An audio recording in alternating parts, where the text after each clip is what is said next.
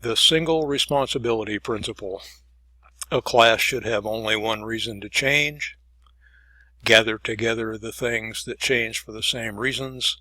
Separate those things that change for different reasons. That sounds very simple.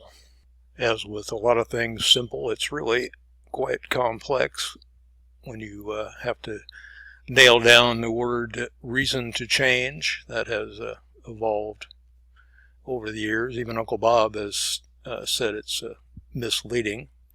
But here, this presentation will try and skip all the historical drama.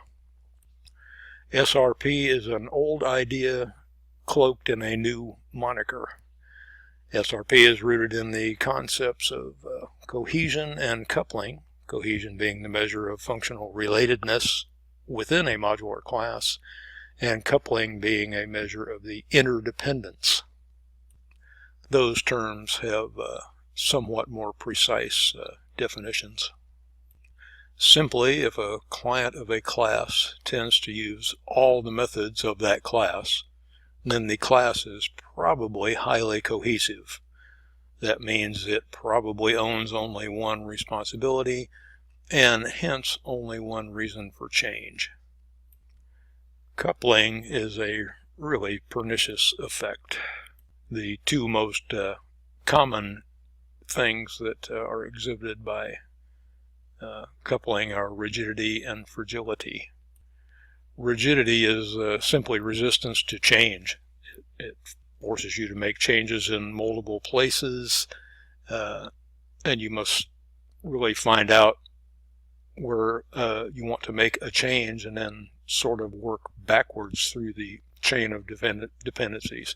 It really causes you to modify way too much, and plus you're never quite sure you've modified enough. Fragility is probably worse than rigidity.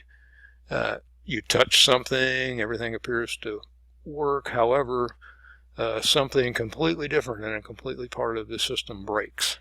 And that's because coupling is serving two or more responsibilities, and coupling therefore increases fragility. I think we've all experienced the effects of rigidity and fragility. So in terms of single responsibility, we'll go with cohesion and coupling. High cohesion, low coupling. There are no hard, fast set of rules to apply. Certainly separating logical and physical and business logic from persistence is a good idea. Writing test helps. But when you get right down to it, applying it, recognizing it requires experience. It's a skill. It's hard to get right. Getting it right requires additional refactoring cycles, usually after you think you are done. So this talk was not about prescriptions or applications on how to apply SRP or recognize that those will follow on. This was just to introduce a jargon.